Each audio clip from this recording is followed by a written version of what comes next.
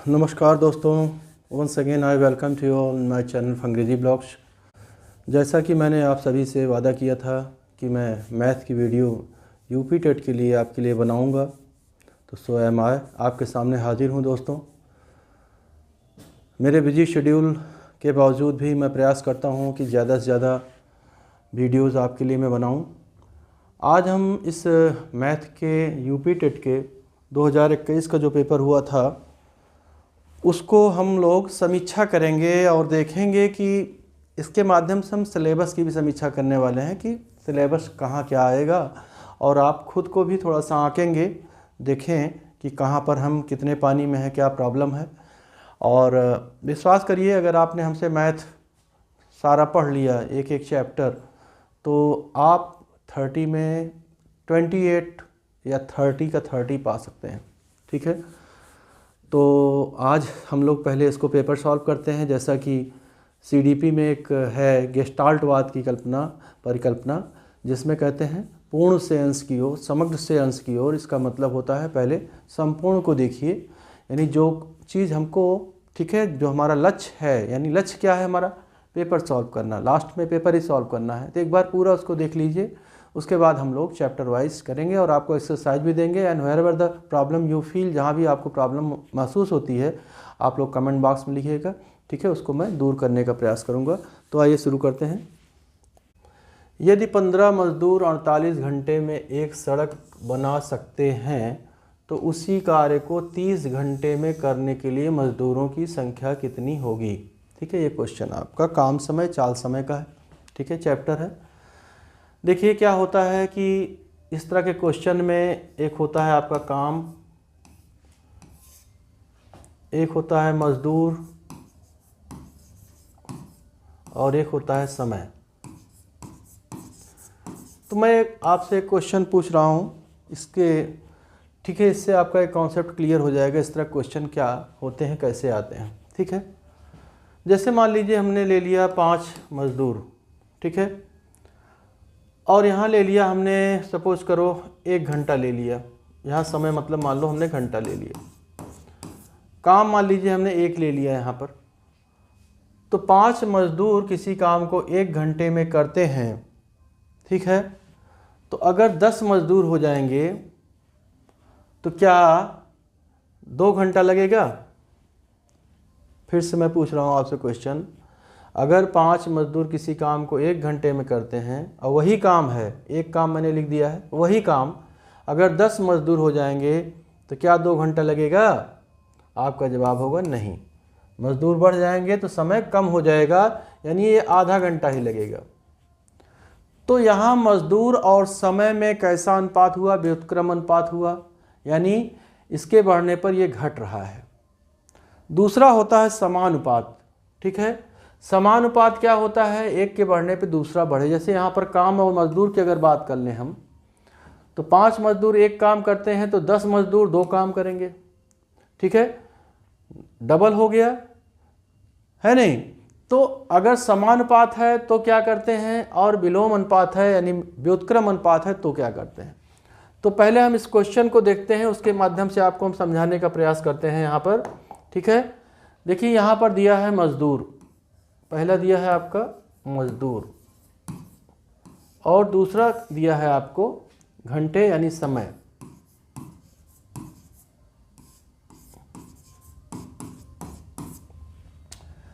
यहाँ दिया है आपको 15 मजदूर किसी काम को 48 घंटे में करते हैं। ठीक है, उसी कार्य को अगर 30 घंटे में करना हो तो कितने मजदूर लगेंगे? जो पूछा उसको x मान लीजिए, और इसका चिन्ह जो है हमेशा ऐसे नीचे रखिए आप। ठीक है, अब यहाँ पर आप बताइए कि 15 मजदूर किसी काम को 48 घंटे में करते हैं और अगर उसी काम को हमें 30 घंटे में कराना है तो मजदूर ज़्यादा लगेंगे कि कम? हमको कम समय में कराना है तो ज़्यादा मजदूर लगेंगे। वंस अगेन आई रिपीट, 15 मजदूर किसी काम को 48 घंटे में करते हैं तो उसी काम को अगर 30 घंटे में ख़त्म कराना है, 18 घंटा कम, तो मजदूर संख्या यहाँ पर ज़्यादा होगी ना। तो यहाँ पर क्या है, ठीक है, अगर यहाँ पर विलोम व्युत्क्रम अनुपात अभी मैंने समझाया था, मजदूर और समय में होता है। ठीक है, तो यहाँ पर आप देख रहे हैं अगर 30 घंटे में ही काम कराना है तो मजदूर बढ़ जाएंगे, तो ये विलोम का अनुपात हो गया, इसका चिन्ह ये हो जाएगा। ठीक है, अब करना क्या है आपको, इसका जो ये तीर है, तीर का मुंह देखिए किधर है, यहाँ पर है, तो तीर के मुंह से ही उसको अंश में रखेंगे। ठीक है, नॉमिनेटर न्यूमरेटर जिसको बोलते हैं, और नीचे डिनोमिनेटर हो जाएगा इक्वल टू। यहाँ पर देखिए तीर का मुंह किधर है, ऊपर है, तो यहाँ हो जाएगा 48 यानी 48/30। अब ये आपका इक्वेशन बन गया। इक्वेशन का कॉन्सेप्ट अगर आपको नहीं है तो जब हम इक्वेशन आपको सिखाएंगे तो इक्वेशन सीखना बहुत जरूरी है। यूपी टेट में अगर आपको ठीक है अच्छा नंबर लाना है तो इक्वेशन का कॉन्सेप्ट होना चाहिए। फिलहाल ये लेफ्ट हैंड साइड है, राइट हैंड साइड है। यहाँ पर देखिए डिवाइड है 15, हमको x की वैल्यू निकालनी है, तो x इक्वल टू क्या हो जाएगा, 15 इधर आके गुणा हो जाएगा, तो 48/30 और गुणे 15 हम कर देंगे, 15 15 दूना 30 और इसको भाग देंगे 48 में काटेंगे तो 24 आ जाएगा, तो यानी 24 घंटा लगेगा। देखिए यहाँ पर मैंने अभी कहा था कम समय में कराना है तो ज़्यादा मजदूर लगेंगे। ठीक है, तो 24 मजदूर लग रहे हैं, आंसर आपका यहाँ पर बी हो जाएगा मित्रों। ठीक है, स्क्रीनशॉट आप ले सकते हैं इसका, अच्छे से समझिएगा। ठीक है, नेक्स्ट क्वेश्चन पे आते हैं, लेकिन इसके पहले और बता दें कि अगर कभी समानुपात आता है तो चिन्ह सेम रहेगा। अगर इधर चिन्ह इसका है तो इधर इसका भी चिन्ह रहता। जैसे काम और मजदूर का रहा होता तो सेम दोनों तरफ चिन्ह होते, और तीर की तरफ से ही तीर का मुंह होगा उसको अंश में रखेंगे और दूसरे वाले को हर में रखेंगे। नेक्स्ट क्वेश्चन देखते हैं हम लोग। सक्षम देखो वीडियो क्वालिटी सही आ रही है, अच्छी आ रही है। अगला क्वेश्चन है, वह न्यूनतम अंक x है जिसके लिए संख्या 324 x 342 11 से विभाज्य हो। तो एक तरीका इसका है कि हम 11 से भाग दे के देखें, ठीक है, अंदाजा मारें, और दूसरा है नियम से। आपको इसके लिए ठीक है अंक जहाँ पढ़ाया जाएगा उसमें आप सीखेंगे कि 11 से विभाज्य का नियम क्या है, 2 से विभाज्य का नियम क्या है, 3 से विभाज्य का क्या नियम है। तो 11 से विभाज्य का नियम होता है विषम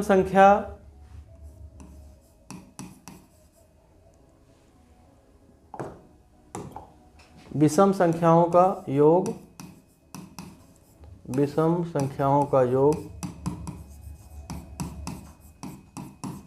माइनस सम संख्याओं का योग।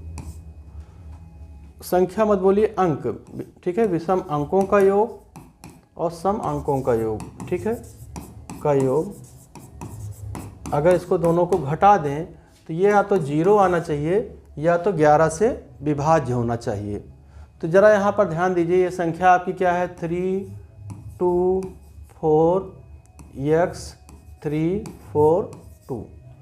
यहाँ पर विषम संख्याएं देखिए 1 3 5 7, ठीक है। आपका क्या है, 3 है 4 है, यानी यहाँ लिख देंगे हम 3 + 4 + 3 + 2। इसको हम घटा दे रहे हैं किससे, सम पर कौन कौन सा है, 2 पे है, 4 पे है और 6 पे, इस पे 4 आएगा। ठीक है, तो 2 है, x है और 4 है, तो 2 + x और +4 हमने कर लिया। ठीक है, इसको देखते हैं, सॉल्व करते हैं हम लोग। ये हो जाएगा 3 4 7 3 10 2 12 माइनस ये हो जाएगा 4 2 6 + x। अब यहाँ पर हमको 0 अगर लाना है या तो 11 से विभाज्य, तो 11 से विभाज्य का चांस यहाँ नहीं दिख रहा है, क्योंकि 12 में से कुछ भी घटाएंगे तो 11 से विभाज्य की कोई इतनी बड़ी संख्या नहीं आने वाली है। ठीक है, तो हमें 0 लाना है भाई, या तो 0 आ जाए या तो 11 से वो विभाजित हो जाए। तो कम से कम 11 होगा तभी से 11 से विभाजित होगा। तो चूँकि 12 में से अगर हम कुछ भी घटाते हैं तो ऐसी 11 या 11 से बड़ी संख्या नहीं आने वाली है। तो यहाँ पर क्या चांस बचता है, 0 आ जाए। अब बताइए 6 में कितना जोड़ें कि ये 12 हो जाए, तो यहाँ x की वैल्यू हम 6 ला दें अगर, तो 6 6 12 हो जाएगा, और 12 में से 12 गए 0 हो जाएगा। ठीक है, तो यहाँ 11 से विभाज्य संख्या हो जाएगी हमारी a जो है, यहाँ पर 6 आंसर आ गया। ठीक है, आप चेक करना चाहें तो यहाँ पर 3 2 4 और यहाँ पर 6 लिख दीजिएगा। ठीक है, और 3 4 2, इसको 11 से आप विभाजित करके देख लीजिएगा, 11 से ये संख्या विभाजित हो जाएगी। ठीक है भाई, नेक्स्ट क्वेश्चन चलते हैं हम लोग, थर्ड पे आते हैं। ये लंबा चौड़ा क्वेश्चन देख के घबराने की ज़रूरत नहीं होगी, आपको आराम से करना है। एक वृत्त के क्षेत्रफल और उसके अंदर अधिकतम बड़े वर्ग के क्षेत्रफल का अनुपात क्या होगा? वृत्त की त्रिज्या के समानुपाती होगा, या वृत्त पर निर्भर नहीं होगा, या वर्ग की भुजा के समानुपाती होगा, या वर्ग के विकर्ण के बराबर होगा। यानी कोई वृत्त है, ध्यान दीजिए क्वेश्चन क्या कह रहा है। एक वृत्त है आपका, ये मान लीजिए वृत्त है आपका, इसके अंदर क्या है अधिकतम, ठीक है, कितना बड़ा वर्ग आप बना सकते हैं उस वर्ग की बात हो रही है, ठीक है। तो सपोज करिए कि यहाँ पर हम इसको कुछ ऐसा लेते हैं कि अधिकतम बड़ा वृत्त हमारा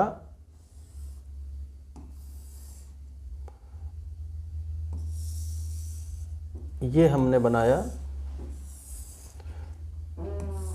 ये अधिकतम बड़ा वृत्त जो है सॉरी वर्ग वही बनेगा जिसका विकर्ण जो है इसकी त्रिज्या का डबल होगा। अगर मान लीजिए त्रिज्या इसकी r है, ये r है, ठीक है, तो अगर 2r के बराबर उसका विकर्ण होगा तो वही अधिकतम, ठीक है, अधिकतम या ज़्यादा से ज़्यादा बड़ा वर्ग बन सकता है किसी वृत्त के अंदर, ठीक है। ये आपको कॉन्सेप्ट समझ में आ रहा है, क्योंकि इससे बड़ा हम बना नहीं सकते वर्ग, ठीक है। अब यहाँ पर क्या निकालना है हमको? वृत्त का क्षेत्रफल। तो वृत्त का क्षेत्रफल आप जानते हैं क्या होता है? पाई r स्क्वायर होता है। अगर इस वृत्त की त्रिज्या r मान लिया जाए, हमने माना ही है, तो इस वृत्त का क्षेत्रफल क्या हो जाएगा? ये तो पाई r स्क्वायर हो जाएगा, क्लियर हो जाएगा। दूसरा क्या निकालना है? उसके अंदर अधिकतम बड़े वर्ग का क्षेत्रफल का अनुपात निकालना है। अब इस वर्ग का क्षेत्रफल कैसे निकालें हम? वर्ग का क्षेत्रफल का फार्मूला आप सभी जानते हैं क्या होता है? भुजा का स्क्वायर, भुजा का यानी भुजा गुणे भुजा, या भुजा का स्क्वायर भी बोल सकते हैं आप लोग। तो हम a कैसे निकालें? मान लीजिए ये a है, ये भी हो गया, ये भी ये हो गया, ये भी हो गया। अब यहाँ पर हमको a जो है r के टर्म में निकालना है, ठीक है। तो अगर आप मान लीजिए किसी, अभी इसका डायरेक्ट फार्मूला है, मैं फार्मूला डेरिवेट करके दिखा दे रहा हूँ आपको। अगर a है, आपको वर्ग का एक नियम जान लीजिए, इसका चारों कोण 90 डिग्री होता है और इसके विकर्ण भी एक दूसरे को 90 पर काटते हैं, इसीलिए वर्ग जो है समलंब भी होता है, वर्ग आयत भी होता है। क्योंकि आयत की परिभाषा क्या कहती है आपको? आमने सामने की भुजाएं बराबर हो, ठीक है, और चारों कोण जो हो उसके हैं, ठीक है। ABCD अगर आपने माना है ABCD, तो चारों कोण भी 90 होने चाहिए, आयत कहता है। तो वर्ग में ये दोनों क्वालिटीज़ हैं कि और समलंब की क्या विशेषता है? उसके विकर्ण एक दूसरे को 90 पर समद्विभाजित करते हैं। तो अगर आप ध्यान दें तो वर्ग जो है वो किस्म से आयत भी है और समलंब भी है। अब यहाँ पर देखो a है, तो आपको पाइथागोरस प्रमेय पता है क्या है? पाइथागोरस प्रमेय में क्या होता है? आधार का और लंब का स्क्वायर जो है विकर्ण के स्क्वायर के बराबर होता है। तो विकर्ण क्या है? यही तो है आपका विकर्ण ना। तो विकर्ण अगर हम निकालते हैं तो विकर्ण यहाँ पर क्या आएगा? ध्यान दीजिएगा, विकर्ण बराबर हो जाएगा a square plus a square, यानी विकर्ण का स्क्वायर, ये विकर्ण है मान लीजिए, विकर्ण का स्क्वायर बराबर a square plus a square, यानी 2a स्क्वायर हो गया। तो विकर्ण का स्क्वायर जो है आपका आ गया 2a स्क्वायर आ गया। तो विकर्ण बराबर क्या हो जाएगा? इसका अंडर रूट हो जाएगा। तो इसको जब निकालेंगे तो ये हो जाएगा अंडर रूट 2a। तो विकर्ण क्या होता है? अंडर रूट 2a, यानी अंडर रूट 2a क्या है? भुजा है। तो हमें निकालना क्या है? a निकालना है। तो a बराबर क्या हो जाएगा? ये जो है इधर रूट 2 को इधर भेज दीजिए, तो विकर्ण बटा रूट 2, विकर्ण बटा रूट 2 हो गया भुजा। अब जरा हम इसकी भुजा को कैलकुलेट कर लेते हैं कितनी आ रही है। यहाँ विकर्ण कितना है भाई? r मिला के दोनों 2r है। विकर्ण ये पूरा है, यहाँ से यहाँ तक, यहाँ से यहाँ तक। तो a बराबर यानी भुजा बराबर आपको पता है विकर्ण बटा रूट 2, ठीक है। विकर्ण कितना है यहाँ पर? 2r है, 2r बटा रूट 2 हो गया, ठीक है। और आपको निकालना क्या है? वर्ग का क्षेत्रफल। अभी मैंने कहा था क्षेत्रफल निकालना है, तो हमें क्या चाहिए? क्वेश्चन को बहुत आराम समझिए। आप सोच रहे होंगे इतना टाइम लगेगा, तो ध्यान दीजिए ऐसा कुछ भी नहीं है। क्वेश्चन अगर आप अच्छे से समझे हुए हैं तो उस समय आप जल्दी कर, मुझे अगर सॉल्व करना होता इतनी देर में ना लगाता, अब तक ख़त्म कर दिया होता कब का। लेकिन कॉन्सेप्ट आपके दिमाग में क्लियर होना चाहिए, रट्टू तोता नहीं बनना है, ठीक है। अगर आप खुदा न खास्ता भूल गए कि जो है विकर्ण और भुजा में क्या संबंध है, विकर्ण इक्वल टू रूट 2a होता है, यानी विकर्ण बराबर रूट 2 गुणे भुजा, भूल गए हैं तो आप फट से निकाल लीजिए कौन सा, ठीक है, उसमें आफत आई है। अब यहाँ पर भुजा मैंने निकाल लिया, ये आ गया। हमको निकालना क्या है, इसका क्षेत्रफल निकालना है। क्षेत्रफल क्या होता है, भुजा का स्क्वायर होता है, तो इसका स्क्वायर निकालेंगे। और ये कितना आया है, 2r बटा √2 आया है, तो इसका भी स्क्वायर हो जाएगा। तो इसको जब स्क्वायर करेंगे तो हो जाएगा 4r² बटा √2 का 2 हो जाएगा, 2 से 2 2 जब 4 कट जाएगा, यानी हमारा क्षेत्रफल आ गया इसका 2r²। अब आपके सामने πr² मैंने बताया था वृत्त का क्षेत्रफल है, और उसके अंदर जो अधिकतम, ठीक है, सबसे बड़ा वर्ग का क्षेत्रफल जो था उसका क्या आ गया, 2r² आ गया। तो ये आ गया आपका 2r²। हमको क्या निकालना है, दोनों का अनुपात निकालना है, तो निकाल लेते हैं। वृत्त का क्षेत्रफल बटा वर्ग का क्षेत्रफल,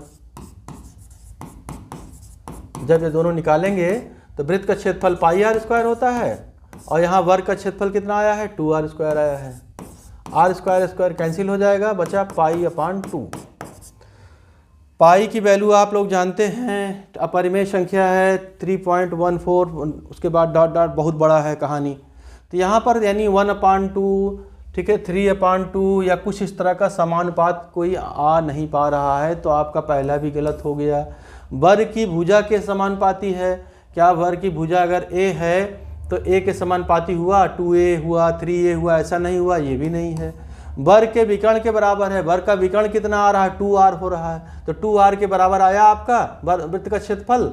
वृत्त का क्षेत्रफल πr² है, और विकर्ण कितना आ रहा है, 2r है, दोनों बराबर नहीं है, यानी वृत्त पर निर्भर नहीं होगा। आपका आंसर यहाँ पर क्या हो गया मित्रों, बी हो गया। ठीक है, आशा है आप लोग समझ गए होंगे। ठीक है, स्क्रीनशॉट ले लीजिए। नेक्स्ट क्वेश्चन चलते हैं हम लोग। अब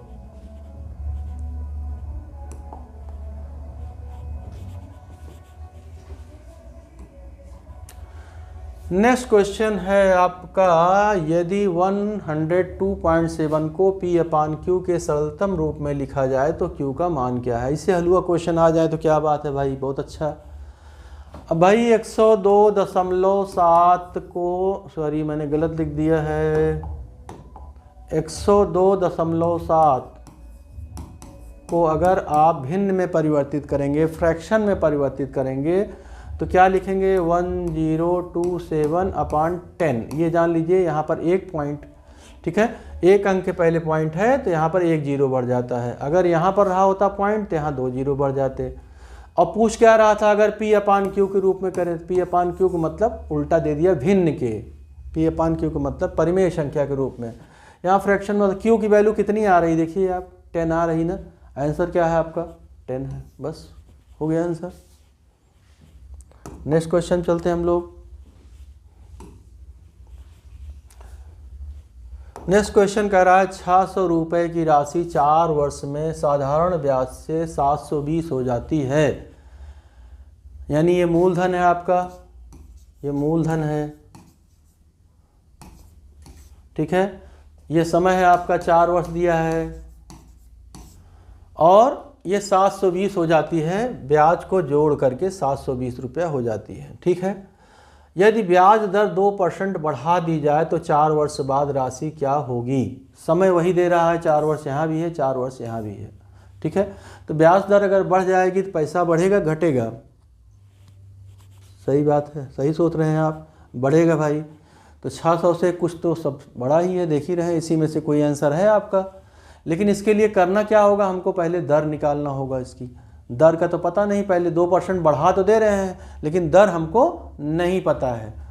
तो ब्याज का फार्मूला क्या होता है, साधारण ब्याज का, यहाँ पर ध्यान दीजिएगा, ब्याज बराबर होता है मूलधन गुणे दर गुणे समय बटा 100। ये फार्मूला होता है साधारण ब्याज निकालना हो। यहाँ ब्याज कितनी हो रही भाई, देखिए 600 रुपया था, 720 बन गया, तो ब्याज कितना बना, 720 में से 600 घटाइए आप, 120 रुपया ब्याज बना है। कितना बना है, 120 रुपया ब्याज यहाँ पर बना हुआ है। तो 120 बराबर मूलधन कितना है, 600। दर नहीं पता है, दर को हम मान लेते हैं R है या X मान सकते हैं। समय कितना है, 4 साल दिया है, 4 साल दिया है आपको, बटा 100। अब इससे हम दर पहले निकाल लेते हैं, दर है कितनी, ठीक है। अब ये दर जब पता लग जाएगी, इसी में हम 2 जोड़ देंगे, फिर से दोबारा हम ब्याज निकाल लेंगे भाई, ठीक है ना। तो जरा देखते हैं हम लोग अब क्या होगा। आर निकालना है, यहाँ जान लीजिए LHS RHS, आर के अलावा हमको आर निकालना है, इसको वहीं रहने देते हैं, बाकी सबको इधर मारेंगे, उल्टा पुल्टा करेंगे। 120 है, जहाँ लिखा है वहीं उतार ले रहे हैं हम। यहाँ देखो 100 नीचे है तो यहाँ पर ऊपर आ जाएगा, और ये 600 और 4, ठीक है, ये ऊपर है यहाँ पर, तो यहाँ पर नीचे आ जाएंगे 600 और 4। काटना शुरू करते हैं, 100 से काटेंगे, 100 छक्के 600, 4 से काट दीजिए इसको, 4 3 12, 30 आ गया, 6 पंचे 30। आर कितना आ गया आपका भाई? 5 आ गया। इसको सीधा कर दे रहे हैं, आर बराबर 5, दर आ गया 5। अब दर आपको 5 पता चल गया है, अब दर क्या करना है? 2% बढ़ा देना है, तो 5 में 2 जोड़ देंगे, कितना हो जाएगा? 7% हो जाएगा। ठीक है, अब दोबारा हम, ठीक है, क्या करते हैं, फिर ब्याज निकाल लेते हैं और उसको मूलधन में जोड़ देंगे, है ना। जैसे यहाँ पर घटा के ब्याज निकाले हैं, वैसे अब की बार मूलधन 600 है, तो यही फार्मूला लगेगा, सेम। ठीक है, ब्याज का फार्मूला लगाएंगे, ब्याज बराबर क्या हो जाएगा? मूलधन यानी 600 गुणे दर कितनी हो गई है अब? 7 हो गई पहले, ठीक है, 5 थी। मूलधन गुणे दर गुणे समय कितना है? समय वही है, 4 वर्ष यहाँ भी कह रहा है, 4 वर्ष यहाँ भी कह रहा है, 4। ठीक है, मूलधन गुणे दर गुणे समय बटा 100, तो 100 छक्के 600, 6 सते 42, और 42 को 4 से गुणा कर दीजिए भाई। ठीक है, 6 सते 42 और 42 गुणे 4 कितना आ गया? 4 दूनी 8, 4 चौक 16, 168 रुपये ब्याज आ गया। अब पहले ब्याज कितना था? 120 आया था, आपने घटाया था ना 720 में से 600, 120 था। अब जब दर बढ़ गई तो ये 168 हो गया। लेकिन पूछ क्या रहा है यहाँ पर? 4 वर्ष बाद राशि कितनी होगी? ठीक है, तो राशि कितनी हो जाएगी? 600 में 168 आप जोड़ दीजिए। अब 600 में 168 जोड़ दीजिए तो कितना आ जाएगा? 768 रुपया अब जो है बनेगा। आंसर क्या हो गया आपका? बी हो गया।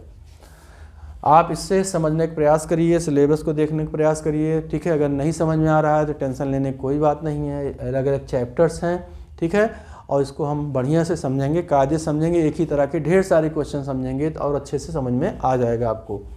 नेक्स्ट क्वेश्चन चलते हैं हम लोग। अब क्वेश्चन नंबर 96 देखिए, निम्नलिखित में से कौन सा कथन सत्य नहीं है? 2 पूर्णांकों का योग पूर्णांक होता है, 2 परिमेय संख्याओं का योग परिमेय होता है, 2 अपरिमेय संख्याओं का योग अपरिमेय होता है, या 2 प्राकृतिक संख्याओं का योग प्राकृतिक होता है।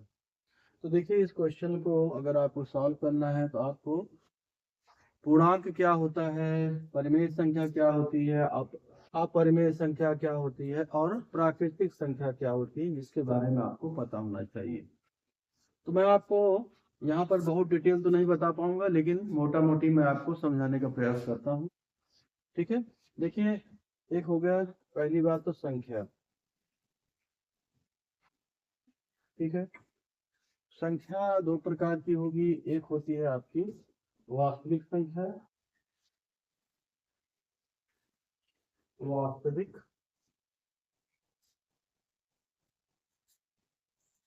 अंग्रेजी में कहते हैं रियल नंबर,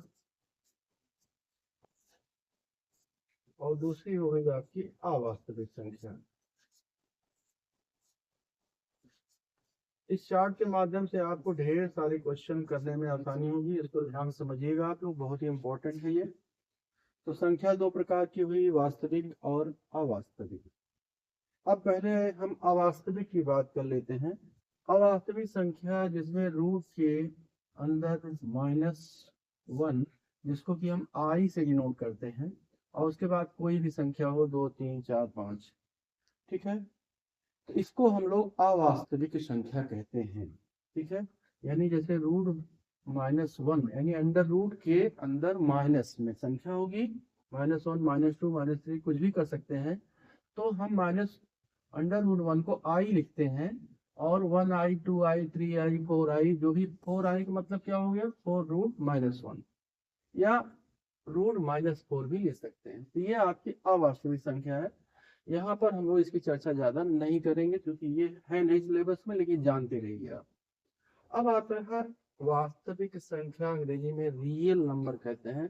यहाँ मैं एक आपको फ्रेम बना रहा हूँ, जिसको हम लोग कॉन्सेप्ट मैपिंग कहते हैं। ठीक है, इससे आपको पता चल जाएगा अगर कभी कोई चीज पूछता है। अब आइए, पूर्णांक क्या होता है? पूर्णांक को अंग्रेजी में इंटीजर कहते हैं। क्या कहते हैं? इंटीजर। ठीक है। इंटीजर इंटीजर जो होते हैं, अगर आपने एक ये संख्या चार्ट आपको पता होगा, ये 0 है, यहाँ पर 1 2 3 4, इधर होता है -1 -2 -3, ये सारे। ठीक है। तो इंटीजर्स जो है ये सारे आपके होंगे 0 1 2 3 4 -1 -2 -3। ठीक है। इसी में एक कॉन्सेप्ट है परिमेय और अपरिमेय संख्याओं का। ध्यान दीजिएगा, ये सारी संख्याएं परिमेय भी हैं। ठीक है। हम इसमें थोड़ा सा गलती कर दिए हैं, यहाँ बीच में परिमेय और अपरिमेय भी आएगा, इसके बाद आएगा परिमेय और अपरिमेय। तो मैं इसमें डिस्टर्ब ज्यादा नहीं कर रहा हूँ, यहाँ अलग से लिख दे रहा हूँ परिमेय और अपरिमेय। यहाँ ये बीच में आपका परिमेय आ गया।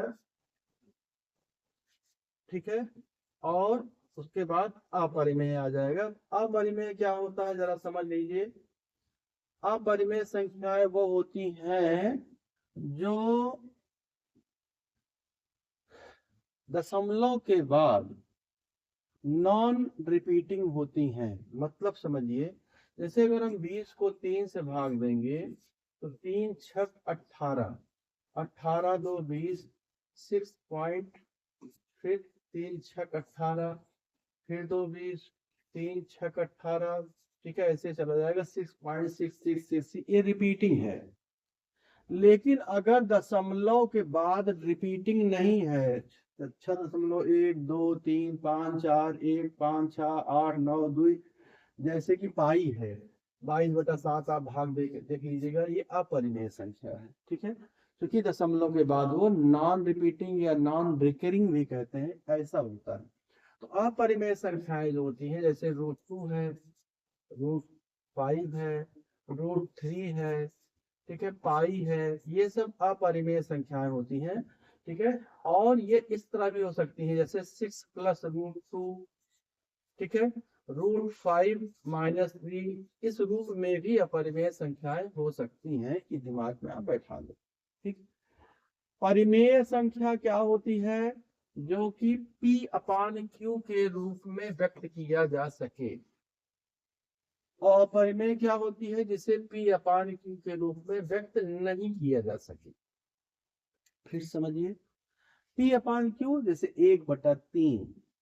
ठीक है। तो ये परिमेय संख्या हो गई। ठीक है। और यहाँ पर क्या है, P/Q के रूप में हम इसको दर्शा नहीं सकते हैं। क्यों? क्योंकि लिखे तो है 22/7, लेकिन 22/7 क्या है, नॉन रिकरिंग है, यानी दशमलव के बाद संख्याएं रिपीट नहीं कर रही हैं।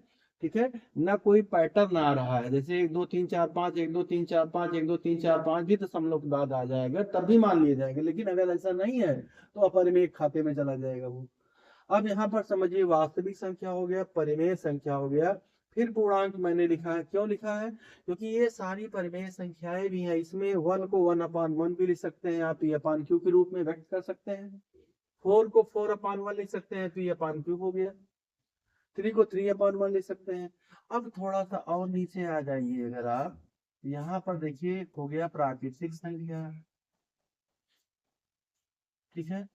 और एक हो गया पूर्ण संख्या, फिर धनात्मक ऋणात्मक आ गया। तो यहीं पर देख लीजिए, 1 2 3 4 5, 1 से जो शुरू करेंगे वो प्राकृतिक संख्या है, और 0 को भी जोड़ दीजिए आप उसी में, तो पूर्ण संख्या हो जाती है 0 1 2 3 4 5। अब कभी क्वेश्चन आ सकता है कि क्या प्राकृतिक संख्या पूर्णांक होती है? हाँ। नीचे से देखो, क्या पूर्ण संख्या पूर्णांक होती है? हाँ। क्या पूर्णांक परिमेय होता है? हाँ। क्या, अब यहाँ नीचे पूर्ण संख्या क्या परिमेय होती है? हाँ। अगर भाई यहाँ देखो, ये दादाजी हैं, ये उनके लड़के हैं, उनके लड़के हैं, ये नाती पोते हैं, तो जाहिर सी बात है जो सबसे बड़ा हुआ वास्तविक संख्या। अगर पूर्ण संख्या पूछा जाए, वास्तविक होती है? हाँ। प्राकृतिक वास्तविक होती है? हाँ। प्राकृतिक पूर्णांक होती है? हाँ। पूर्ण संख्या पूर्णांक होती है? हाँ। पूर्णांक वास्तविक संख्या होती है? हाँ।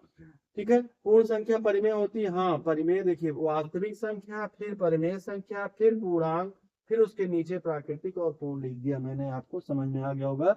धनात्मक, ठीक है, 1 2 3 4, ऋणात्मक, ये सब नीचे ही इसी में आ जाएंगे। ये खाका अपने दिमाग में बैठा लीजिए। सबसे ऊपर वास्तविक संख्या, फिर परिमेय संख्या, फिर पूर्णांक, फिर प्राकृतिक संख्या, पूर्णांक सॉरी पूर्ण संख्या, और धनात्मक या ऋणात्मक संख्या है। ये अगर आपके दिमाग में बैठा है तो बैठ जाएगा। अब आइए मैं क्वेश्चन चलता हूँ, ज्यादा टाइम नहीं लूंगा, क्योंकि अगर एक एक क्वेश्चन इतना टाइम मैंने लगाया, ये फिलहाल पेपर तो नहीं खत्म होगा भाई। तो यहाँ पर दो पूर्णांकों का योग पूर्णांक होता है। पूर्णांक, ठीक है, क्या है, इंटीजर्स है, ठीक है, यानी -3 -2 -1 0 1 2 3। भाई किसी को भी जोड़ लो, -3 + -2 अगर आप जोड़ते हैं -5 आएगा, ठीक है, ये भी पूर्णांक है। 3 + 2 जोड़ देंगे तब भी 5 आएगा, पूर्णांक है, ठीक है, तो कोई समस्या नहीं, ये बात सही है, ठीक है। लेकिन यहाँ पर कथन सत्य नहीं है पूछा है, तो हमारा उत्तर ये नहीं होगा। दो परिमेय संख्याओं का योग परिमेय होता है। अब परिमेय संख्याएं भाई क्या है, परिमेय संख्या मैंने बताया जिसे P/Q के रूप में व्यक्त कर सकें, और सारे पूर्णांक जो है परिमेय संख्या है, ठीक है। तो दो परिमेय संख्याओं का योग परिमेय होगा, ये भी बात एकदम पक्का सही है। इस परिमेय ये भी है, 3/1 2/1 5/1 लिख सकते हैं आप, या 1/2 धन 1/3 जोड़ लीजिए, ठीक है, तो ये आपका आ जाएगा 5/6, ठीक है, ये भी परिमेय हो गया। तो परिमेय कौन होता है, जिसे हम P/Q के रूप में व्यक्त सके, तो दो परिमेय का योग परिमेय होता है, ये सही बात है, ठीक है। दो प्राकृतिक, डी पहले समझ लीजिए, दो प्राकृतिक संख्याओं का योग प्राकृतिक होता है। प्राकृतिक क्या होता है, 1 2 3 4, जिससे हम गिनती करते हैं, जीरो को नहीं, जीरो पूर्ण संख्या में आ जाता है। तो प्राकृतिक संख्याओं का योग प्राकृतिक होता है, सही बात है, 1 + 2 = 3 होगा, ठीक है। अब दो अपरिमेय संख्याओं का योग अपरिमेय होता है। अभी मैंने आपको समझाया अपरिमेय संख्याएं इस तरह की होती हैं, ठीक है। तो दो अपरिमेय संख्याओं का योग अपरिमेय होता है, मैं इस बात को झुठला नहीं रहा हूं, लेकिन हमेशा नहीं होता है। जैसे अगर √2 + √5 करेंगे आप, ठीक है, √2 + √5 इसको जोड़ा आपने तो आंसर यही आएगा, √2 + √5, ये भी अपरिमेय है भाई, सही बात है। यहाँ दो अपरिमेय संख्या हमने जोड़ा, √2 और √5, तो आंसर क्या है, √2 + √5, ये भी अपरिमेय है। लेकिन हम कुछ ऐसी संख्या भी बना सकते हैं, जैसे मैंने बताया परिमेय ये भी आता है 6 + √2 या √5 - 3। अब हमने चालाकी किया, इधर किया 6 + √2 ले लिया, और यहाँ पर दूसरी अपरिमेय संख्या हमने ले लिया √2 - 6।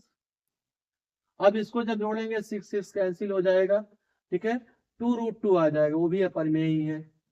नहीं तो फिर यहाँ पर हम गलत कर रहे हैं, ऐसा ना, हम चालाकी ही करना है तो हम थोड़ा और चालाकी करते हैं, 6 + √2 और 6 - √2 ले लेते हैं ना, 6 + √2 ले लिया और +6 - √2 ले लेते हैं भाई। अब की देखो सही जाएगा, √2 कट जाएगा, 6 से 12 हो जाएगा, 12 हो गई परिमेय संख्या।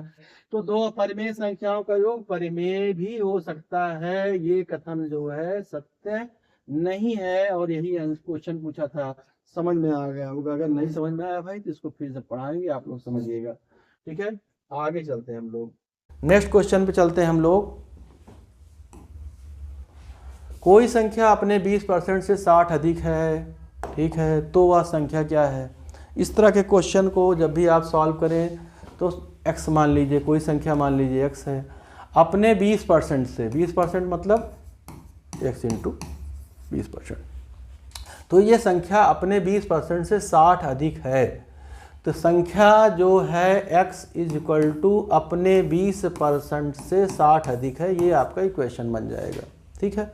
अब इस इक्वेशन को सॉल्व कर लेंगे, x की वैल्यू निकाल लीजिए, आ जाएगा आंसर यहाँ पर, ठीक है। x = क्या हो जाएगा, इसको हम काटेंगे 20 × 5 100, यानी x/5 हो गया, और प्लस यहाँ 60 हो गया।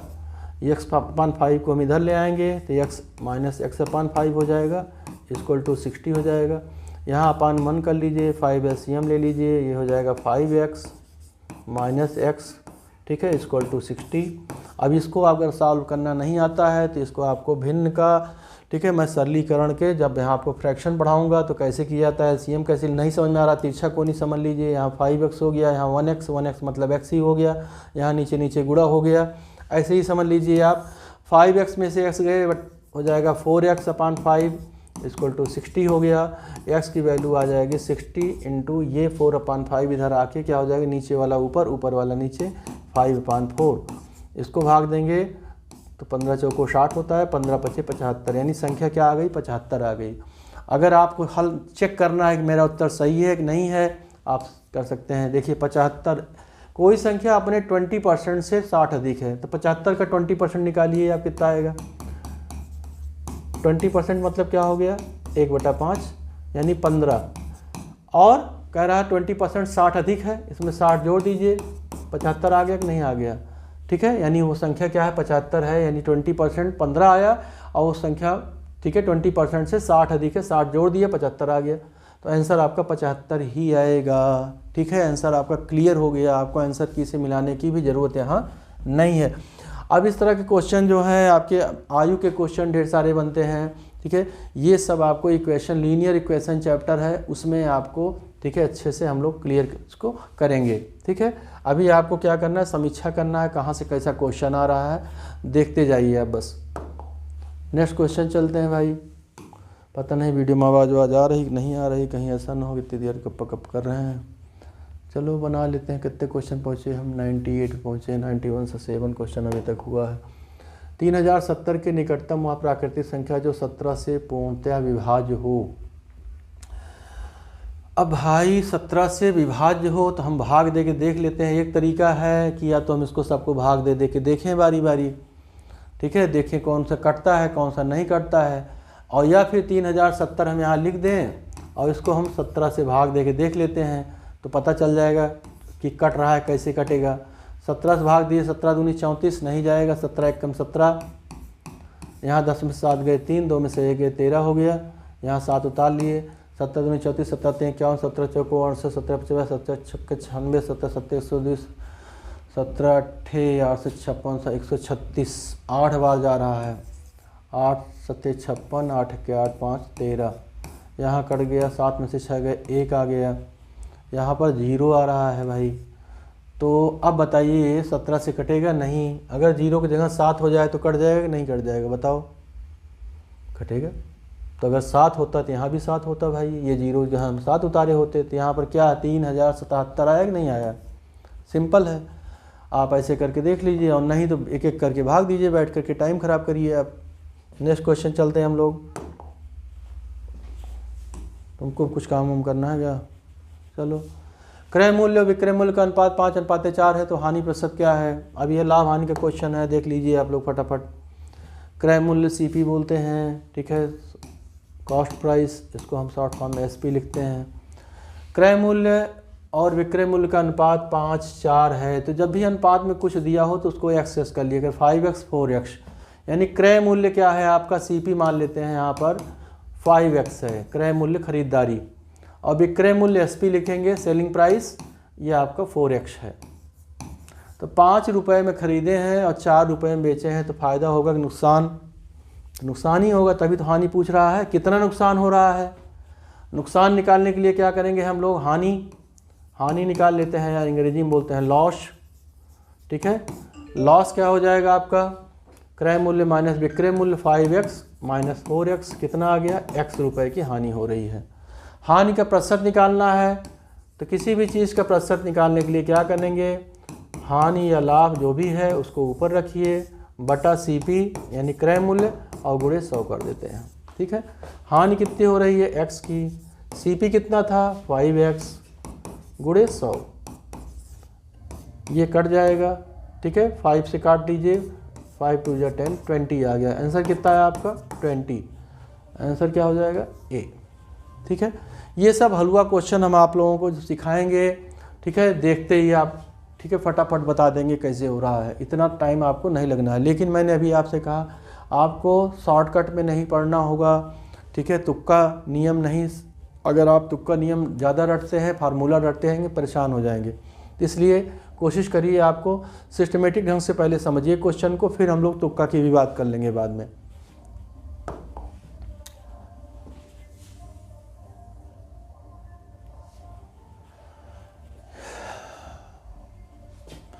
अब ये देखिए आ गया आपका घन घना, आप यहाँ से उठा के क्वेश्चन आ गया है ये। घन का विकर्ण ये है तो इसका पृष्ठीय क्षेत्रफल क्या होगा, ठीक है। तो घन का विकर्ण का फार्मूला क्या होता है, a√3 होता है। उससे आप भुजा निकाल लीजिए। विकर्ण बराबर क्या होता है, यहाँ विकर्ण दिया है 8√3, विकर्ण क्या होता है a√3 होता है। तो a√3 बराबर 8√3। तो a बराबर जब निकालेंगे, देखिए हर जगह समीकरण का कॉन्सेप्ट अगर आपको नहीं क्लियर है तो आपको हमेशा परेशान होना पड़ेगा। √3 निकालना, a निकालना है तो √3 इधर हम आके क्या करेंगे, भाग दे देंगे। तो 8√3/√3 ये कैंसिल हो गया, 8 आ गया, भुजा 8 आ गई। अब पृष्ठीय क्षेत्रफल का फार्मूला क्या होता है, पृष्ठीय क्षेत्रफल जो होता है 6a² होता है। घन का पृष्ठीय क्षेत्रफल बराबर 6a², ए मतलब भुजा, तो 6 × 8 का स्क्वायर। तो इसको करेंगे 6 × 8 का स्क्वायर मतलब 8 × 64। अब 64 को 6 से गुणा करेंगे, कितना आ जाएगा भाई, 6 चौक 24, 6 चौक 24 और 6 चौक 36, 2 38, 384, ठीक है, 384 सेंटीमीटर स्क्वायर। यहाँ ध्यान दीजिएगा हमेशा, कभी कभी उल्लू बनाते हैं, अगर यहीं 384 सेंटीमीटर भी दे दिया होता और यहाँ 384 सेंटीमीटर स्क्वायर होता तो आप आंसर सेंटीमीटर स्क्वायर को लगाइएगा। हमेशा क्षेत्रफल जो आएगा, ठीक है, वो centimetre square, metre square, kilometre square, square मतलब की घात 2 हमेशा आएगा, ठीक है। नेक्स्ट क्वेश्चन चलते हैं हम लोग।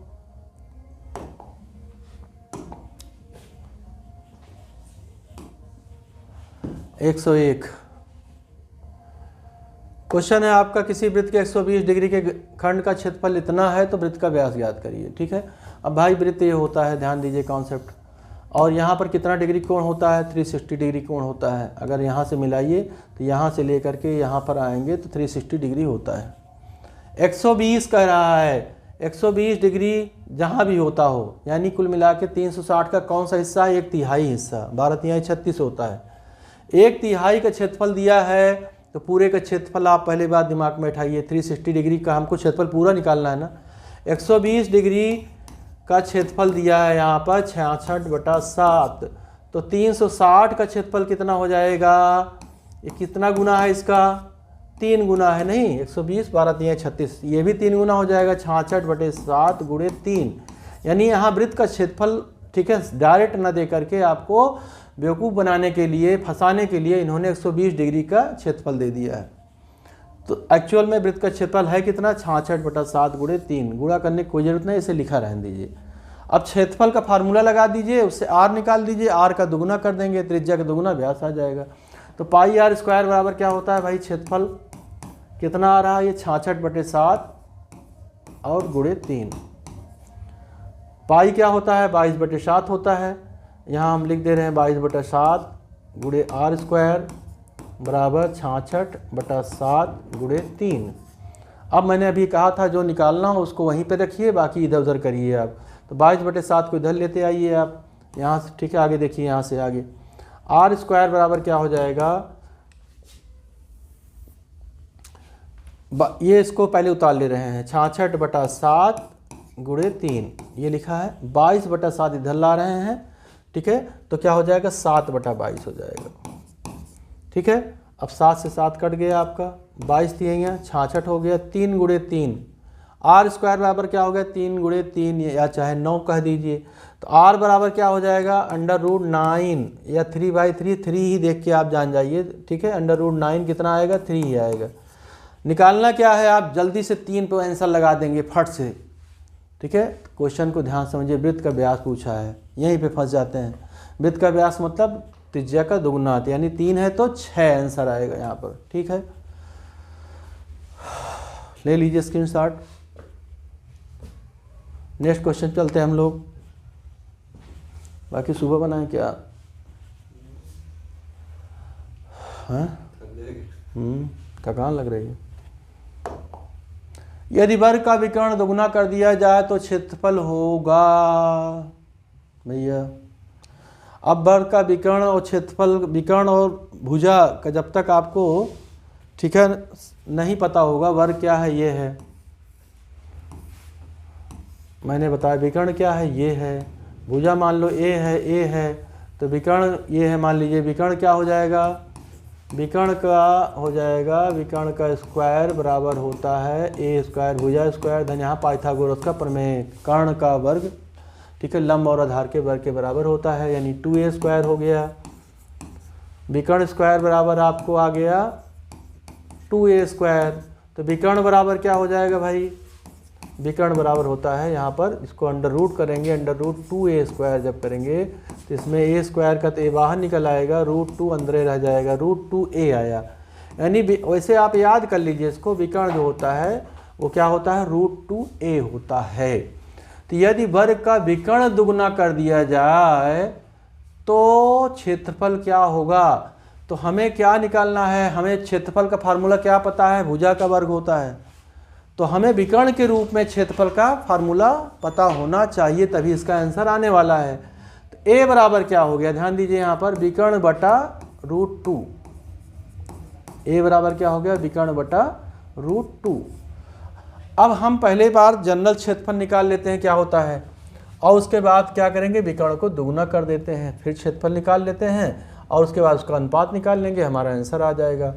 तो पहले क्षेत्रफल कितना आएगा, क्षेत्रफल बराबर क्या होता है, वर्ग का भुजा का वर्ग, और भुजा क्या होती है, विकर्ण बटा रूट 2। विकर्ण को मान लीजिए हम यहाँ x मान लेते हैं, ठीक है, आपका काम आसान करने के लिए, x अपान रूट 2 का स्क्वायर हो जाएगा, यानी क्या हो गया, एक्स स्क्वायर और रूट 2 का स्क्वायर 2 हो जाएगा। तो यानी पहला क्षेत्रफल जो है, ठीक है, फर्स्ट क्षेत्रफल हम लिख दे रहे हैं, फर्स्ट क्षेत्रफल, यानी क्षेत्रफल ये क्या होता है, भुजा स्क्वायर होता है, भुजा को हमने विकर्ण के रूप में कन्वर्ट कर दिया, तो हमारा जो क्षेत्रफल आया वो क्या हो गया, एक्स स्क्वायर अपान 2, ठीक है। अब दोबारा ये क्या है, एक्स क्या है यहाँ पर, विकर्ण है, दोबारा क्या कह रहा है, विकर्ण दुगुना कर दीजिए, सेकंड क्षेत्रफल क्या हो जाएगा हमारा, सेकंड क्षेत्रफल, यानी दोबारा जब हमने विकर्ण को दुगुना कर दिया तो भुजा का स्क्वायर होता है, भुजा को क्या कर दे रहे हैं आप लोग, सॉरी विकर्ण है, यहाँ पर हम विकर्ण कर रहे हैं, तो यहाँ पर विकर्ण x है, क्या है, x है, विकर्ण को दुगुना कर दिया गया, तो x यहाँ क्या कर देंगे आप, 2x कर दीजिए, 2s स्क्वायर, ठीक है, और बटा 2, तो ये क्या हो जाएगा, 4x स्क्वायर अपान 2, यानी इसको 2 जब 4 करेंगे कितना आ गया आपका आंसर, 2x स्क्वायर आ गया, ठीक है। तो यानी पहले कितना था आपका, पहले आपका था x स्क्वायर अपान 2, अब क्या हो गया, 2s स्क्वायर हो गया, तो दोनों का अनुपात निकाल लीजिए, इसको भाग दे दीजिए, ठीक है, सेकंड से पहले वाले को भाग देते हैं, अब हो गया 2s स्क्वायर, पहले कितना था, x स्क्वायर अपान 2 था, तो क्या हो जाएगा, ये 2 ऊपर चला जाएगा, ठीक है, नीचे एकदम है, तो 2 into 2s square upon x square, S square square cut गया, 4 आ गया, यानी 4:1, 4 गुना आंसर आपका आएगा, ठीक है। स्क्रीनशॉट ले लीजिए, कन्फ्यूजन हो फिर समझ लीजिए थोड़ा सा। हमें निकालना था, यहाँ पर चूंकि दे दिया था, भुजा अगर दिया होता, भुजा दुगुना कर देते हैं तो बहुत आसान था, ठीक है, क्योंकि वर्ग का क्षेत्रफल भुजा का वर्ग होता है, भुजा स्क्वायर होता है, लेकिन यहाँ विकर्ण दुगुना कर दिया तो हमें क्षेत्रफल को विकर्ण के रूप में निकालना हुआ। तो विकर्ण का फार्मूला हमने निकाला, भुजा बराबर विकर्ण बटा रूट 2 होता है। विकर्ण मान लीजिए मैंने x माना था, तो x अपान रूट 2 का स्क्वायर निकाला तो x स्क्वायर अपान 2 हो गया। तो क्षेत्रफल का फार्मूला जो हमारा भुजा स्क्वायर था उसकी जगह क्या आ गया, विकर्ण स्क्वायर बटा 2, ठीक है, ये फार्मूला हमारा बन गया। अब हमने क्या किया, दोबारा निकाला, जब भुजा को विकर्ण को दुगुना कर दिया, x से जहाँ 2s कर दिया, तो 2s का होल स्क्वायर अपान 2, ये हो जाएगा 2s होल स्क्वायर, 2 2 जा 4 x square, 4s square upon 2 यानी 2s स्क्वायर हो गया। अब दोनों का अनुपात निकालना है, तभी पता चलेगा कि 2 गुना हुआ 3 गुना हुआ, तो दोबारा क्षेत्रफल कितना आया, 2s स्क्वायर, पहले कितना क्षेत्रफल था, s स्क्वायर अपान 2, दोनों को भाग दे दिया हमने, ठीक है। तो ये जो नीचे होता है बटे में जो भिन्न होती है वो पलटा खा के गुणा हो जाती है, s स्क्वायर अपान 2 का क्या हो जाएगा, 2 ऊपर चला गया, s स्क्वायर नीचे आ जाता है, ठीक है, s स्क्वायर स्क्वायर कैंसिल हो गया, 2 2 जा 4, 4:1, यानी 4 गुना आ गया आपका आंसर। आशा है आप समझ गए होंगे, नहीं समझे होंगे तो बेसिक कॉन्सेप्ट आपका क्लियर नहीं होगा, ठीक है। गुणा भाग अगर नहीं क्लियर है तो इसके लिए जब हम चैप्टर पढ़ाएंगे तो उसमें आपको अच्छे से क्लियर करेंगे, ठीक है। नेक्स्ट क्वेश्चन चलते हैं हम लोग। तो नेक्स्ट क्वेश्चन है आपका 113, 4 to the power 61 plus 4 to the power 62 plus 4 to the power 73 64 65 किससे विभाज्य है, 3 11 17 19, ये क्वेश्चन है आपका। करते हैं, ठीक है। 4 to the power 61 plus 4 to the power 62 plus 4 to the power 63 plus 4 to the power 64 plus 4 to the power 65। ठीक है, इसको 11 से भाग दे के देखिए, 3 से भाग दीजिए, 17 से भाग दीजिए, 19 से भाग दीजिए, देखिए किससे कटता है, ये कह रहे हैं भाई। ठीक है, तो इस तरह क्वेश्चन में देखिए यहाँ पर 461 सबसे छोटा है, उसको आप कॉमन ले लीजिए, 4 to the power 61 हमने कॉमन ले लिया, ये खत्म हो जाएगा, इसको भाग देंगे, इसी से भाग देंगे तो 1 बचेगा। और 4 to the power 62 को अगर हम 4 to the power 61 से भाग देंगे, देखिए ये 4 to the power 62 sorry 4 to the power 62 upon 4 to the power 61 जब करेंगे घातें आपस में घट जाती हैं, 4 to the power 62 माइनस 61 यानी 4 to the power 1 बचेगा, यानी 4 बचेगा, सिंपल बोल लीजिए आप। यहाँ क्या बचेगा, 4 to the power 1 बचा, समझ लीजिए, यहाँ पर 4 to the power 2 बचा, यहाँ 4 to the power 3 बचा, और यहाँ पर 4 बचा, ये इक्वल टू हो जाएगा 4 to the power 61, यहाँ बचेगा 1 प्लस 4, 4 या 16 और 4 चौक 16 से 64 हो गया, और 64 चौका कितना हो जाएगा, 4 चौक 16, 4 चौक 24 से 25, 256 हो गया ये आपका। ये हो जाएगा आपका 4 to the power 61, और इसको जरा जोड़ लेती है, 4 5 5 6 11 11 4 15 15 6 21 के 1 हासिल 2 2 5 7 5 6 13 13 14 14 4 हासिल 1 और 2 1 3 हो जाएगा 341। अब इसको चेक कर लीजिए, ये आया आपका finally 4 to the power 61 into 3 पर 41। ठीक है, देखिए क्या 341 11 से कटेगा, 3 से कटेगा, 17 से कटेगा और 19 से कटेगा। आपको मैं डायरेक्ट कर दे रहा हूँ क्योंकि टाइम कम है। ठीक है, 341 जो है आपका यहाँ पर ध्यान से करेंगे तो 11 से कट जाएगा।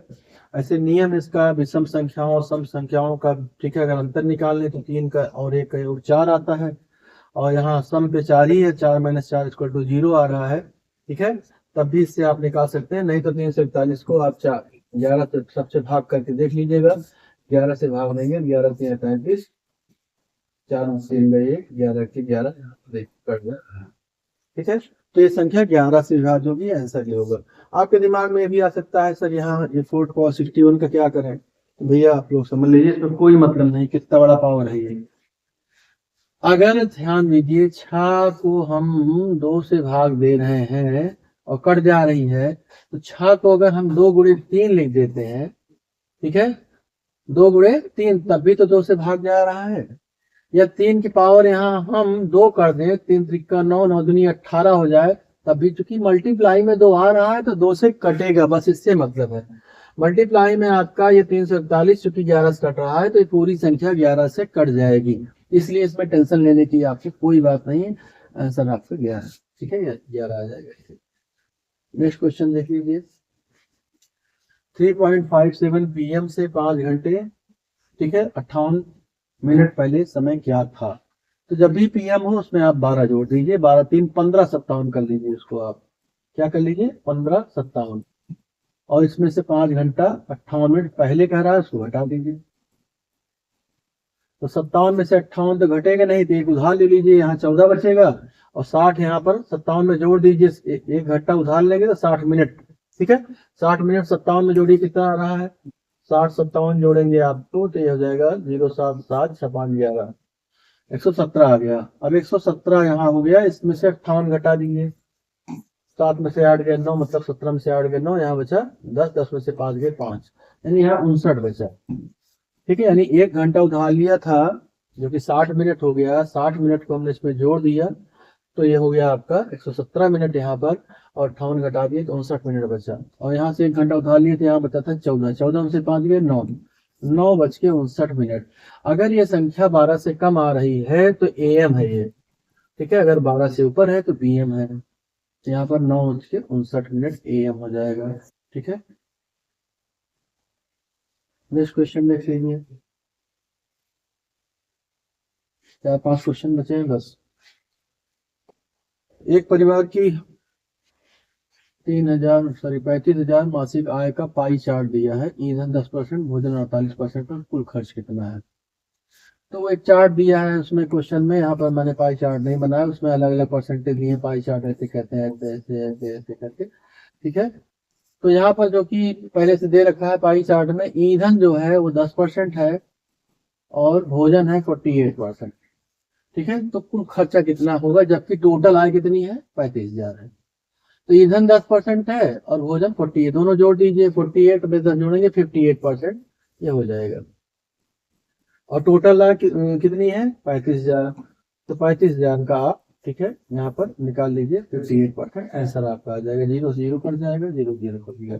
350 गुणे 58, तो 350 को 58 से गुणा कर दीजिए आप।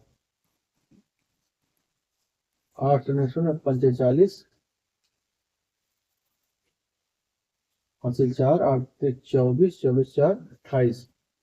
फिर समझते हैं 8 शून्य शून्य 45 शून्य 4 8 24 4 28, 5 शून्य शून्य 50 25 8 2 5 15 2 17, ये हो जाएगा 0 0 8 5 13 हासिल 1 7 2 9 1 10 और 1 2 20 300 है, कोई ऑप्शन ये है 25 300। ठीक है, ये आपका आंसर हो जाएगा। नेक्स्ट क्वेश्चन चलते हैं हम लोग। आज 1 अप्रैल बुधवार है, तो और अधिवर्ष, अधिवर्ष मतलब होता है लीप ईयर, तो 3 वर्ष बाद इस दिन का वार क्या होगा। तो देखिए आप एक दिमाग में कॉन्सेप्ट बैठा लीजिए, अगर आज मान लीजिए सही सही आज है शुक्रवार, ठीक है, आज अगर शुक्रवार है, हम सही से बता रहे हैं आज शुक्रवार है, आज शुक्रवार है और तारीख है 20, ठीक है, तो 20 7 27 को भी शुक्रवार पड़ेगा, दिमाग में बैठा लीजिए, 7 दिन बाद सेम नहीं पड़ता है। ठीक है, तो इसके आधार पे आपको कैलकुलेशन इस तरह क्वेश्चन निकालने हैं। अधिवर्ष में 366 दिन होते हैं, इसकी कहानी ठीक है बाद में समझेंगे हम लोग। और ऐसे जो है सामान्य वर्ष में 365 दिन होते हैं। तो 365 को अगर हम 7 से भाग देते हैं तो देखिए क्या 7 से कट जा रहा है, 7 पचे 35, 15 बचा, 7 दूनी 14, एक शेष बच जा रहा है। यानी अगर कट जाता ठीक है तो 1 साल बाद भी सेम डे होता, लेकिन चूंकि एक शेष आ रहा है जिसका मतलब कि अगर हम जो है 365 दिन वाले की बात करें कि फला तारीख को सोमवार है, तो उसी तारीख को जब हम ठीक है साल बीतने बाद करेंगे तो एक दिन बढ़ जाएगा, सोमवार का मंगल हो जाएगा, मंगल का बुध हो जाएगा, क्योंकि एक शेष फल आ रहा है। लेकिन अगर मान लीजिए अधिवर्ष है 366 है, तो 366 को सॉरी यहाँ 366 कर दें, 366 को 7 से भाग दीजिए आप, तो 7 पचे 35 होता है और 36 में से 35 गए 1, यहाँ हो जाएगा 7 दूनी 14 और 6 में से 4 गए 2 शेष बच जा रहा है। इसका मतलब क्या है, अगर अधिवर्ष है तो 2 दिन जुड़ जाएंगे, सामान्य वर्ष है तो 1 दिन जुड़ जाएगा, ये दिमाग में बैठा लीजिए आप। ठीक है, और अधिवर्ष जो क्यों बढ़ा है इसको आप जानते हैं, पृथ्वी जो होती है वो 24 घंटे में एक चक्कर लगाती है और 365 ठीक है 225 365 सही 1/4 में सूर्य का एक चक्कर लगाती है, तो ये 0.25 या 1/4 समझ लीजिए 4 साल में जोड़ के एक दिन हो जाता है, इसीलिए 4 साल बाद लीप ईयर हो जाता है। ठीक है, खैर और जुड़ती किसमें है, जनवरी वैसे जनरली 28 दिन की होती है, लीप ईयर में 29 के दिन हो जाती है। ठीक है, यहाँ पर क्वेश्चन को फिर समझिए आप। क्वेश्चन क्या कर रहा है, आज 1 अप्रैल बुधवार है, 1 अप्रैल बुधवार, मैंने अंग्रेजी में लिख दिया, ठीक है, इससे कोई मतलब नहीं, बुधवार है। अब यहाँ देखिए ये अधिवर्ष है, यानी 366 वाला है, तो 2 दिन जोड़ना चाहिए, लेकिन ध्यान दीजिए यहाँ चालाकी अप्रैल लिख दिया है, जुड़ता किस में है, फरवरी में जुड़ता है भाई। अप्रैल अगर कर दिए हो तो कोई मतलब ही नहीं है, समझ गए ना, तो यहाँ पर भी +1 ही होगा, समझ गए। दूसरी बात, अगर मार्च उसके बाद इस सब के बाद अप्रैल कुछ भी आ रहा है तो एक ही माना जाएगा, ठीक है, और नहीं तो 2 जोड़ते हैं हम लोग, मार्च के पहले होता मार्च और मार्च के पहले। ठीक है, फिर बुधवार है तो अधिवर्ष 3 वर्ष बाद है।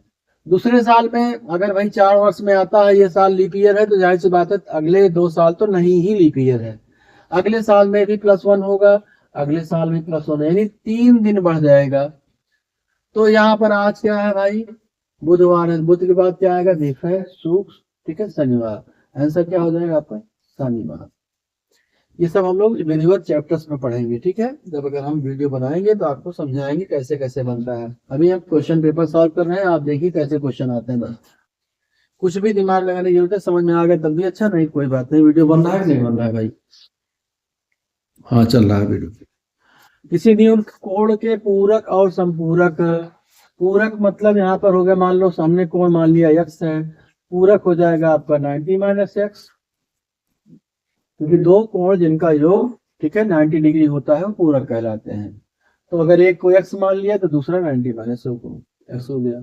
संपूरक मतलब जिनका दोनों, ऐसे दो कोण जिनका योग 180 होता है, एक को x मान लिया तो दूसरा 180 माइनस एक्स हो गया, ठीक है।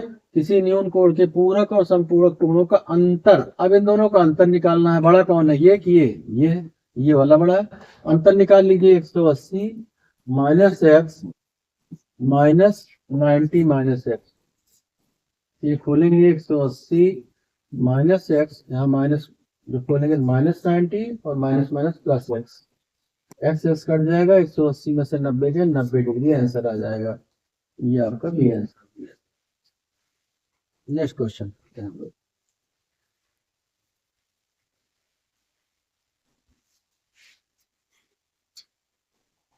कितने समय में 16 सही 2/3% वार्षिक ब्याज की दर से साधारण ब्याज मूलधन का 5/6 हो जाएगा?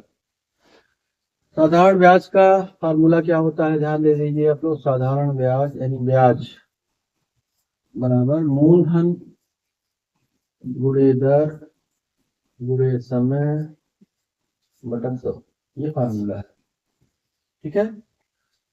अब यहाँ पर कितने समय में 16 सही 2/3% वार्षिक ब्याज की दर से साधारण ब्याज मूलधन का 5/6 हो जाएगा। मूलधन को मान लीजिए अगर हम x मान लेते हैं, ठीक है, तो यहाँ पर ब्याज की ही बात कर रहा है, तो ये 5/6 x हो जाएगा, बराबर मूलधन हमने x माना है, दर कितना है 16 सही 2/3 गुणे समय कितना है, समय तो पूछा ही है कितने समय में, x इसको x नहीं मान ले, हम मान लीजिए t मान लेते हैं, ठीक है।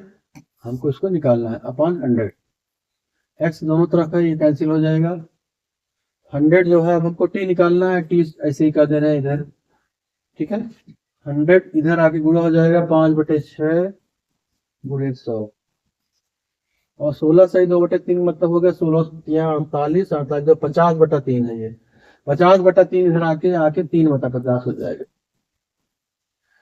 तो इसको आप काट दीजिए, 50 दूना 200, 50 दूना 100 सॉरी, और ये हो जाएगा 2 तिहाई 6, 3 3 कट जाएगा, आंसर आपका 5 आ जाएगा, ठीक है। t बराबर 5, आंसर क्या हो जाएगा 5 वर्ष, ठीक है। आज मैं सिर्फ सॉल्व कराऊंगा एक एक क्वेश्चन पे, मगर डिटेल करूंगा बहुत टाइम खराब होगा मेरा, ठीक है। सिर्फ समझ लीजिए कैसे क्वेश्चन आ रहे हैं, फिर हम लोग इसको ठीक है सॉल्व करने वाले हैं। 10 में 12 केले खरीद के 12 में से 10 केले बेचे जाए तो लाभ प्रतिशत निकालिए, ठीक है। 10 रुपए में 12 केले, 12 केले कितने में खरीदे 10 रुपए, ठीक है।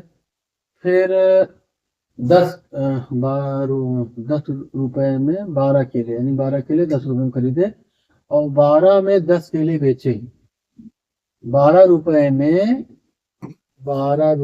में 10 केले बेचे। फिर समझिए उल्टा में लिख दिया है, आप सीधा चाहे जैसे 10 रुपए में 12 केला खरीदा और फिर जो है 12 रुपए का 10 केला बेचा। तो ध्यान दीजिए मैं उल्टा लिख दिया हूँ, 12 केला 10 रुपए में, ठीक है, और 10 केला 12 रुपए में, ठीक है, इसको ऐसे लिख दिया मैंने। तो अगर हम चाहे केला एक का दाम निकाल लें या केला समान कर लें, इधर 12 केला इधर 12 केला हो जाए, तो अभी हम यहाँ पर निकाल सकते हैं लाभ है। अगर 12 केले 10 रुपए में खरीदे, 12 केले इतने में बेचे, ध्यान दीजिए क्वेश्चन पे, 12 केले इतने में खरीदे और 12 केले इतने में बेचे, तो सिंपल था हम परसेंटेज निकाल लेते, ठीक है, लाभ बटा क्रय मूल्य गुणे 100। लेकिन यहाँ समस्या पैदा कर दिया है, तो क्यों ना इसको हम लोग दिमाग लगा दे, ठीक है। देखो 12 है 10 है, यहाँ 10 से गुणा कर दें अगर हम, और यहाँ पर अगर हम 12 से गुणा कर दें तो दोनों 120 हो जाएगा, नहीं हो जाएगा, 120 केला हो जाएगा, 120 केला। तो अगर हम यहाँ 10 से गुणा करेंगे, यहाँ भी 10 से गुणा हो जाएगा, तो 100 रुपया हो जाएगा। यानी 120 केला, ठीक है, 100 रुपए में।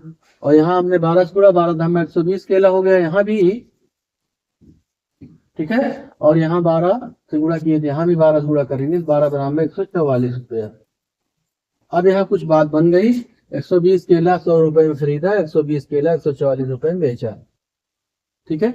तो 100 रुपए में खरीदा, 144 रुपए में बेचा, तो बहुत आसान हो जाएगा क्वेश्चन यहाँ पे। 100 रुपए में खरीदा, 144 में बेचा, 44 रुपया लाभ हुआ।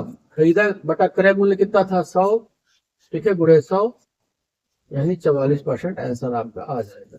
आप चाहें तो एक का नाम निकाल लीजिए, एक केले के दाम 10/12 हो जाएगा, एक केले का दाम 12/10 हो जाएगा, ठीक है। और उसके बाद घटा लें आप, ठीक है, 12/10 में से 10/12 घटा लें, और उसके बाद लाभ कितना हुआ, लाभ बटा क्रय मूल्य गुणे 100, तब भी आपका यही आंसर आएगा। लास्ट क्वेश्चन है आपका, किसी संख्या के 30% उसके 3/4 भाग से 63 कम है। यहाँ पर x मान लीजिए, संख्या का 30% इक्वल टू उसके 3/4, यानी इसके 3/4 भाग से 63 कम है। ये आपका इक्वेशन यहाँ बन जाएगा, सॉल्व कर लेना है। किसी संख्या का 30% उसके 3/4 भाग से 63 कम है। इसको सॉल्व करेंगे, एक इक्वेशन बनेगा, 0 0 कैंसिल हो जाएगा, 3/10x हो जाएगा, इक्वल टू यहाँ पर हो गया 3/4x माइनस 63, ठीक है।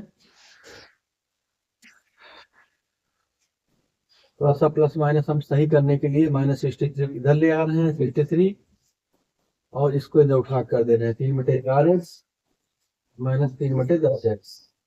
अगर आपको इक्वेशन सॉल्व करना नहीं आता है तो इसको हम चैप्टर में ही सिखा पाएंगे, अभी मोटा मोटा हम समझा सकते हैं, ठीक है।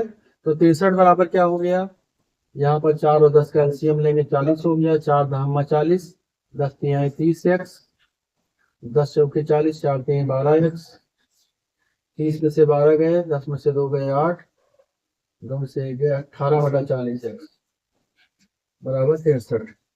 x की वैल्यू जब निकालेंगे क्या हो जाएगी, x बराबर जो है आपका आ जाएगा, ठीक है, 63 गुणे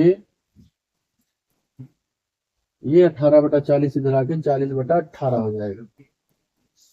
काट दीजिए इसको, 3 × 18, 3 दूनी 6, 3 × 3 21 हो गया। फिर काट दिए 3 दूनी 6, 3 × 7 21, इसको 2 से काट दीजिए, 20 आ जाएगा, 20 × 7 140। आंसर क्या हो जाएगा आपका, 140 हो जाएगा। दोस्तों ये रहा लास्ट क्वेश्चन, आप स्क्रीनशॉट ले सकते हैं। मैंने इसको थोड़ा जल्दबाजी किया, ठीक है, और बहुत सारा चीज़ है इसमें जो मैं आपको एक एक क्वेश्चन समझाऊंगा। बहुत टाइम जाता है इस वीडियो को बनाने में। ऑलरेडी ये 1 घंटे से बड़ा वीडियो बन चुका है। 1 मिनट में देख लेता हूँ मेरा वीडियो बन रहा है कि नहीं बन रहा है। बन रहा है भाई। अब मैं अपनी बात को यहाँ पर विराम देना चाहूँगा कुछ बोल करके। देखिए मेरा प्रयास ये है कि अगर किसी बच्चे को जोड़ने में, ठीक है, अगर 2 अंकों का हासिल वाला जोड़ नहीं आ रहा है तो उसे बिना हासिल के 2 अंकों का दिया जाए, और अगर वो भी नहीं आ रहा है 1 अंक का दिया जाए, तो जाकर के उसके दिमाग में बात बैठ जाती है। मैं प्रयास करूंगा इसके बाद आपको एकदम फ्रॉम जीरो, ठीक है, इससे स्टार्ट करके हर चैप्टर जो भी अभी आपने देखा, ठीक है, ये किस्म से सिलेबस का, ठीक है, आपने समीक्षा किया, देखा क्या क्या आना है, और उसके बाद हम लोग एक एक चीज़ पर एक ही तरह के सेम क्वेश्चन सेम पैटर्न पे आपको, ठीक है, यहाँ पर प्रैक्टिस कराएंगे, एक्सरसाइज देंगे। मेरा प्रयास यही होगा कि मैं आपके लिए वीडियो बनाऊं, ठीक है, सारे सिलेबस को कवर करता हूं। अगर आप सभी लोग पॉजिटिव कमेंट देंगे तो मुझे भी मनोबल मिलेगा, ठीक है। तो एक बार पुनः आप सभी लोगों को धन्यवाद वीडियो को देखने के लिए। Please do like, share and subscribe. धन्यवाद। जय हिंद, जय भारत, जय शिक्षक।